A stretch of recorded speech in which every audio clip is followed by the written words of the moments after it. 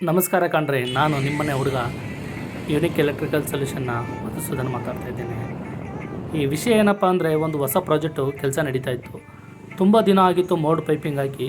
ಹಾಗೆ ಸುಮ್ಮನೆ ಅದೇ ರೋಡಲ್ಲಿ ಹೋಗ್ತಾಯಿದ್ದೆ. ಕೆಲಸ ಯಾವ ಪರಿಸ್ಥಿತಿಲಿದೆ ಹೇಗೆ ಅಂತ ಒಂದು ಸಾರಿ ವಿಸಿಟ್ ಮಾಡೇ ಬಂದುಬಿಡೋಣ ಅಂತ ಅಂದ್ಕೊಂಡು, ಭಾನುವಾರ ಬೇರೆ ಎಲ್ಲ ಆದ ಕಾರಣ ಹಾಗೆ ಒಂದು ರೌಂಡು ವಿಸಿಟಿಂಗ್ ಹೋಗಿದ್ದೆ ಕಣ್ರಿ. ಏನಿಲ್ಲ, ಒಂದು ಫ್ಲೋರು ಪೈಪಿಂಗ್ ಆಗಿ ಎರಡನೇ ಫ್ಲೋರ್ ಕೆಲಸ ನಡೀತಾ ಇತ್ತು.